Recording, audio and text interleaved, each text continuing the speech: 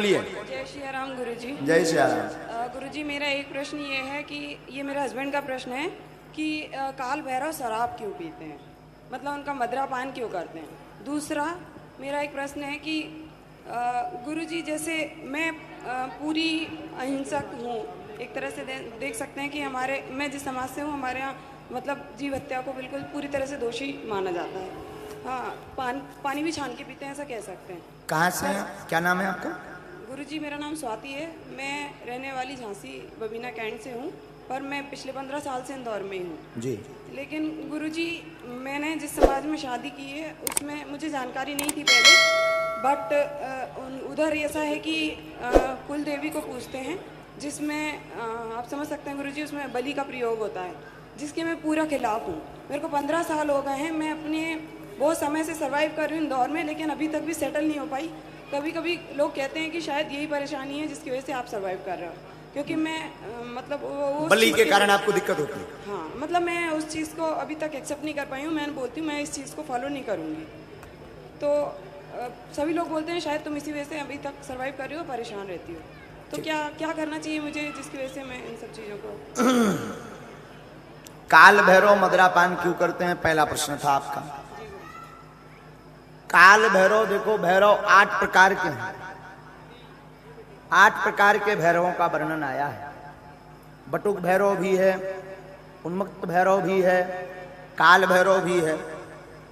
जो मदिरापान करने वाले भैरव हैं वो तामसी प्रवृत्ति के भैरव हैं। जो गंदी शक्तियां हैं उन शक्तियों को हटाने के लिए जो निकृष्ट आत्माएं होती हैं, उन निकृष्ट आत्माओं को हटाने के लिए काल भैरव को नशा में चूर करके और जो है उससे वो काम करवाए जाते हैं। तो तामसी प्रवृत्ति होने के कारण, तामसिक भाव होने के कारण काल भैरव को मदिरा लगती है। इसका दूसरा शास्त्रोक्त कारण यह है, भैरवनाथ की कथा तो आप सबने सुनी होगी।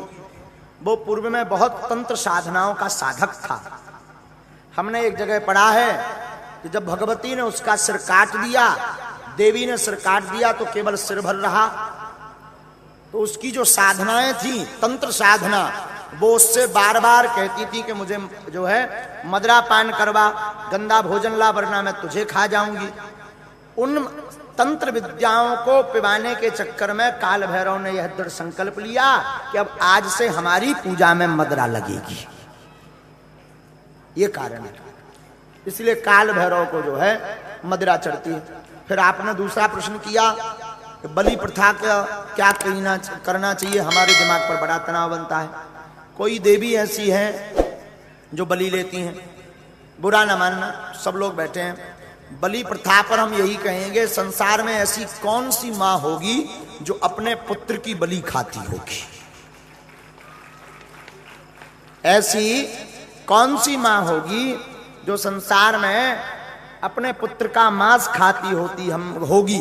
हमने शास्त्र दुर्गा सप्तशती में पढ़ा है, कुपुत्रो जायते कुतदपि कुमाता न भवति।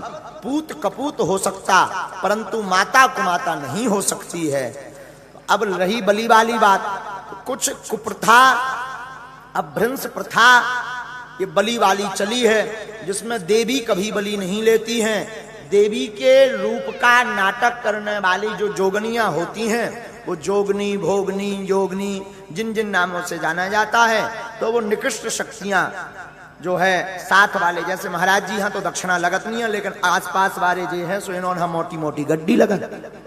पर गुरुजी फिर वो जो मतलब जो भी हैं पूर्वज हैं या जो भी हैं, फिर वो परेशान भी करते हैं ना, वो उसके लिए क्या? उसके लिए एक उपाय है, अगर आप बलि प्रथा बंद करना चाहते हैं तो बकरे की या जो मुर्गा या आदि आदि पशुओं की बलि देते हैं, उन जीव जंतुओं की बलि ना देने की बजाय सफेद कुम्हड़ा, नींबू अथवा नारियल की बलि दे सकते हैं, तो देवता भी प्रसन्न रहेंगे और मन भी संतुष्ट रहेगा। कुम्हड़ा की परंपरा आई है, हम ब्राह्मण भी दिलवाते हैं। जब हम अनुष्ठान देवी का करवाते हैं तो हवन के दिन ब्राह्मण भी बलि देता है, लेकिन किसी जीव का नहीं देता, कुम्हड़ा का फल होता है। कुम्हड़े के फल में लाल सिंदूर लगा करके और चाकू से उसे काट दिया जाता है, तो बलि की बलि हो जाती है और मन में दोष भी नहीं लगता है। आप संतुष्ट हैं? जी गुरुजी, धन्यवाद। स्वागत।